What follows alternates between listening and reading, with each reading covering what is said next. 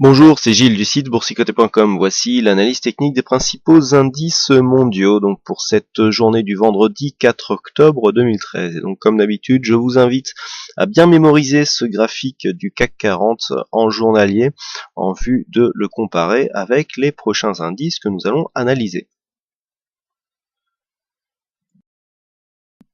Et nous commençons tout de suite cette analyse par l'indice allemand, donc le DAX qui connaît une forte hausse, bien plus dynamique que celle du CAC 40, puisqu'après l'inscription ici de ces trois gaps, le troisième ici étant plus restreint et ayant déjà été comblé, eh bien nous avons eu un comblement partiel du deuxième gap, alors que celui-ci l'équivalent a été comblé en totalité sur l'indice parisien. Ce retour ici nous a permis de presque venir ici marquer un contact avec la moyenne mobile 20 exponentielle, alors que le contact a déjà été appuyé sur l'indice français, et la consolidation ici est venue à peine attaquer le retracement des 23,6% de Fibonacci, alors que le 38,2 a été touché sur l'indice parisien. Donc on le voit, énormément de signes de surperformance de l'indice allemand par rapport à l'indice parisien, mais la corrélation est actuellement en train de changer. Ça avait été signalé il y a maintenant quelques jours. Alors, sur cet indice, eh bien, nous pouvons voir que les signes de force sont toujours présents. On a du mal à venir casser avec force ici cette zone des 8611 qui représente le retracement des 23,6% de Fibonacci. Et au moment où je vous parle, on est légèrement sous cette zone qui agit pour l'instant comme une résistance. Donc si les cours repassent ici au-dessus, on pourra vraisemblablement revenir sur cette zone des 8680 points. Du point de vue de la configuration technique, nous sommes toujours dans une phase de consolidation. Consolidation donc qui n'est pas très dynamique, qui se fait presque dans une phase ici d'évolution neutre à plat. Stochastique donc revient dans sa zone neutre ainsi que le RSI, et le MACD est toujours dans une tendance baissière, avec un équilibrage ici des volumes. À noter ici cette forte bougie qui nous avait été donnée par la séance des 4 sorcières, donc avec l'expiration trimestrielle du contrat futur lié à cet indice DAX 30. Les volumes toutefois nous montrent que nous avons des volumes lors des séances baissières qui sont inférieurs aux volumes qui ressortent lors des séances haussières. Donc on irait plutôt dans une continuité haussière sur cet indice, avec une volatilité qui ressort légèrement au-dessus de la moyenne. Donc pour l'instant, la configuration technique est toujours haussière. On a ici une zone de point haut qui se situe ici sur cette zone des 8435, mais surtout c'est cette zone ici entre 8530 et 8560 points qui semble faire office de support, puisque nous avions donc cette zone ici qui correspondait au plus haut, donc qui avait été inscrit en mai de cette année, et c'est sur cette zone que sont venus se poser les plus bas de la phase de consolidation. Donc tout ça, ce sont des signaux qui sont très haussiers. Si on venait à remonter ici, à casser cette zone des 8680 et à se rapprocher de cette zone des 8770, la configuration resterait bien haussière à tous les niveaux, que ce soit court terme ou moyen terme, et donc la confirmation viendra ici de cette cassure des 8770 points. À l'inverse, si les cours confirment ici la cassure des 8611 comme début de retracement, eh bien, ce sera le comblement de ce gap qui a déjà été comblé partiellement par cette bougie qui est venue ici inscrire un point bas à 8546 points. On est venu combler ici, alors vous voyez que dès l'ouverture, on est venu s'inscrire dans le gap, mais qu'il n'y a pas eu assez de force pour venir le combler totalement. Vu l'amplitude de ce gap, ça montre aussi que nous avons un signe de pression haussière qui s'est exercé, puisque les cours sont vite remontés ici sur cette phase. Donc énormément de signaux haussiers sur cette évolution, et donc mon opinion reste haussière, que ce soit sur le court terme comme sur le moyen terme sur l'indice allemand. Sur l'indice anglais, donc le FTSE, nous avons une configuration totalement différente. Là où nous avons plutôt un biais haussier qui sont conservés sur le CAC et sur le DAX, sur l'indice anglais, on s'inscrit dans un biais neutre, voire légèrement baissier, que nous allons confirmer certainement dans les prochains jours. Par rapport à la phase de hausse, qui avait inscrit un point haut ici sur cette fameuse zone de mai, sur lesquels les points bas du DAX sont venus se reposer, vous voyez que là on est énormément en sous-performance donc sur le FTSE par rapport au reste des indices européens, puisqu'on n'a jamais dépassé ici cette zone des 6875. Les cours ici ont marqué un point bas, on rebondit, et depuis cette phase ici de haut, eh bien, nous sommes dans une zone évolution en range. Alors on a retracé un peu plus que le retracement des 38,2%, et depuis, bon, les cours évoluent vraiment dans une zone plutôt neutre, hein, d'un point de vue moyen terme. Donc là, on a vraiment une tendance qui est en train de se stabiliser, et je dirais même que par rapport à ce que nous avons ici, alors au niveau des tracés il n'est pas très régulier, mais on a un diamant ici qui est en train de se former. Donc diamant, je le rappelle, c'est une phase ici où l'on a une sorte de biseau d'élargissement. Donc comme je vous l'ai dit, le biseau n'est pas parfait, mais enfin on a une zone d'élargissement et ici une zone de resserrement. La cassure ici de ce plus bas pourrait valider donc une figure de retournement, et si ce retournement était avéré, eh bien il conviendrait de reporter l'amplitude que nous avons ici entre ces deux points, donc typiquement entre 6028 points et 6875, hein, donc on a en gros 750 points de différentiel, et donc il conviendrait de reporter 750 points par rapport à la zone de cassure, donc que l'on peut définir ici comme par exemple sur la cassure de ce point bas significatif. Malheureusement, on ne peut pas tracer des supports résistance avec 3 points significatifs, c'est trop irrégulier. Sur la zone haute on pourrait, par contre sur la zone basse c'est beaucoup plus compliqué. Donc ici, sur une cassure de ce point bas, eh bien on pourra valider une amplitude de sortie de l'ampleur que je viens de vous définir.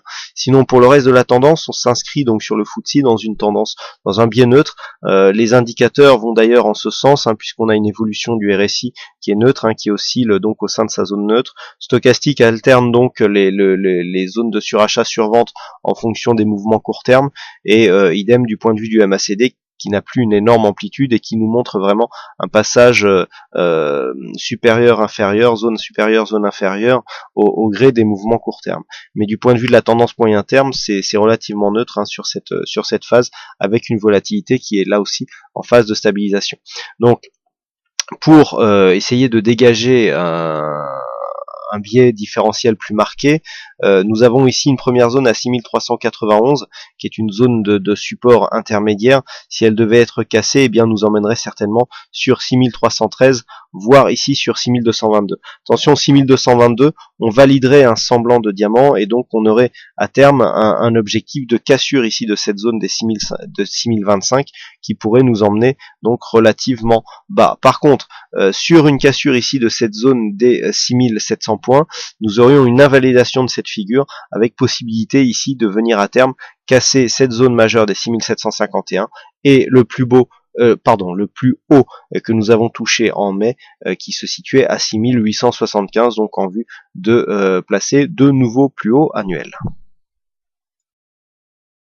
Nous passons maintenant aux indices outre-Atlantique en commençant par le S&P 500. Donc le S&P 500 qui est toujours ici dans un biais haussier, avec l'inscription ici de ce nouveau plus haut, donc mi-septembre, malgré cette phase de consolidation, et nous pouvons voir ici que la tendance est dans une continuité haussière, même si nous sommes ici dans une phase de resserrement qui pourrait s'inscrire dans un biseau. D'un point de vue court terme, donc nous avons ici cette phase de hausse qui a marqué un plus haut, avec ici une phase de consolidation qui est toujours en cours. Alors du point de vue des retracements de Fibonacci, si on se place par rapport donc à cette dernière phase de hausse, ce que nous pouvons remarquer, c'est que nous avons ici une phase de consolidation qui est en train de se stabiliser avec une zone de point bas dans la zone 50-61,8%, qui donc, on le sait, nous donne pas mal de points bas sur des phases de consolidation avant une continuité en tendance. Donc cette zone ici est relativement bien placée, puisque si on s'écarte un petit peu, nous pouvons remarquez que c'est dans cette zone que passe actuellement le support qui définit donc le bas du biseau dont je vous ai parlé en début de cette analyse. Donc pour l'instant, le biais est dans une continuité.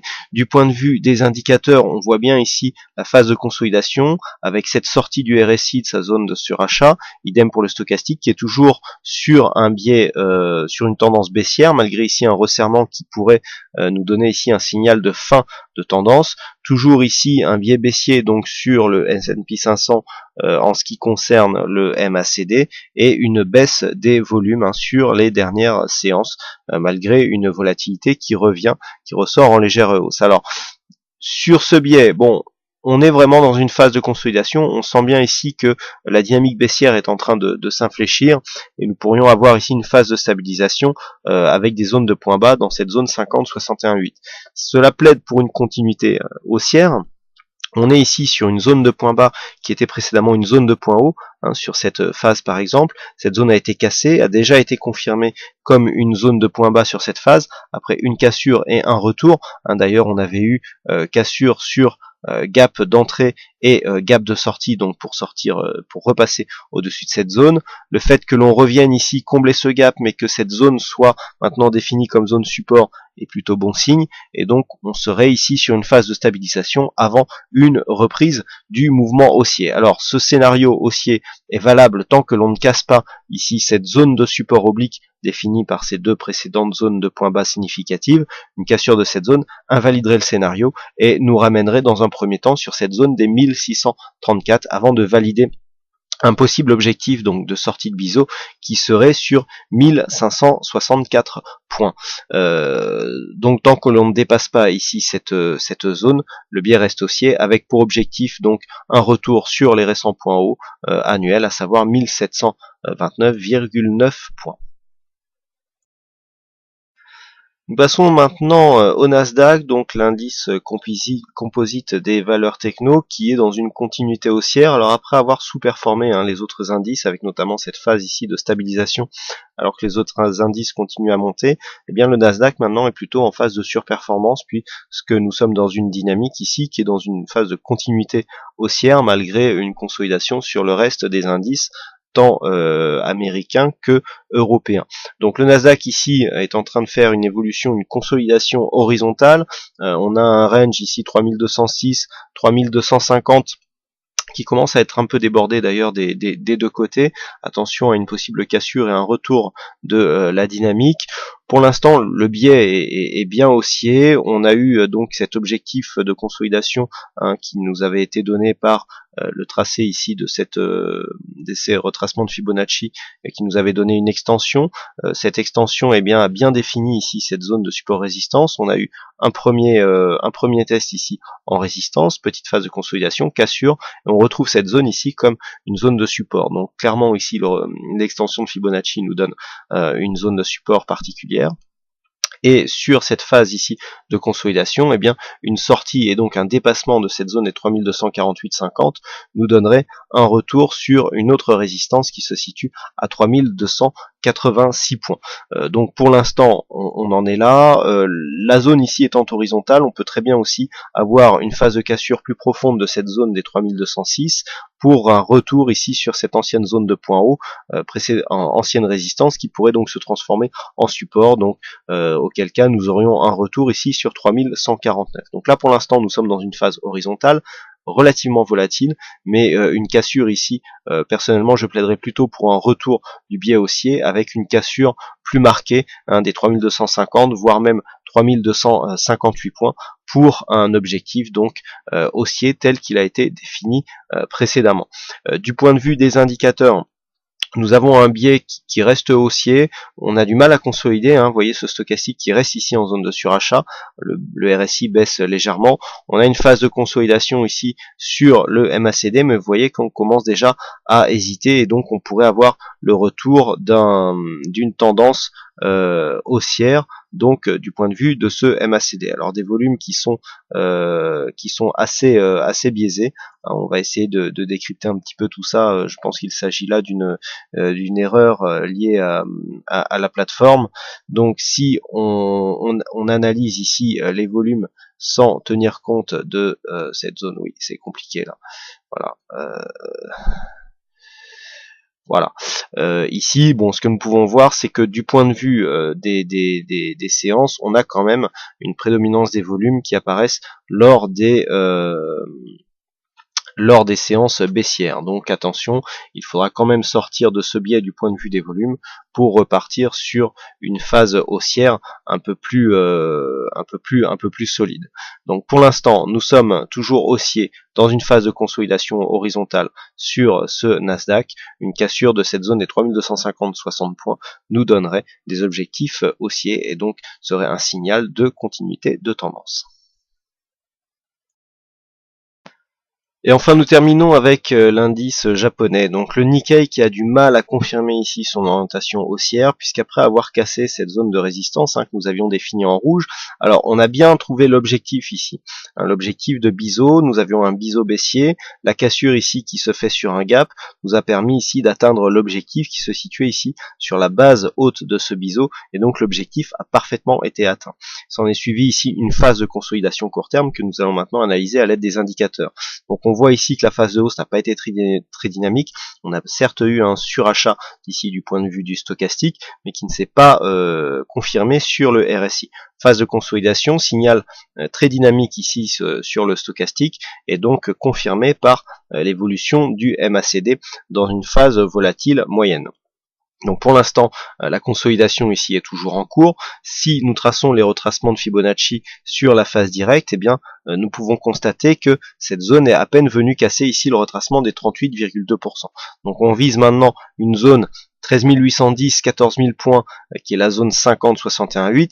Nul doute que cette zone de support, ici qui se situe à 13 974 points, devrait agir, donc interagir avec cette phase de consolidation et provoquer une zone de rebond. Si cette zone ici 13 810 était cassée, on aura un objectif de cours ici à 13 188 qui pourrait mettre à mal ici et donc provoquer une cassure de ce support oblique.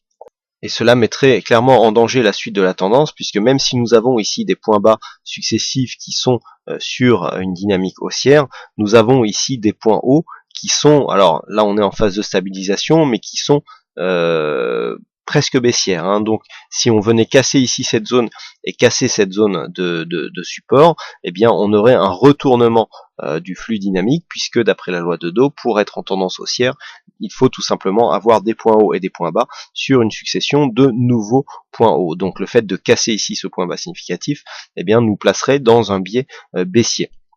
Par contre, une cassure ici de cette zone des 14 817, confirmée donc par une cassure de ce plus haut à 14 953, nous placerait dans une continuité haussière du point de vue ici de ces deux précédents points bas, puisque nous aurions de fait un nouveau plus haut sur cette tendance directe. Donc là, en attente, nous avons quand même une phase de consolidation qui ne présente pas pour l'instant des signaux d'essoufflement. Donc il faut attendre ici un possible retournement de cette phase de consolidation. Donc dans un premier temps, nous visons ici un retour dans cette zone 13 810, 14 000 points.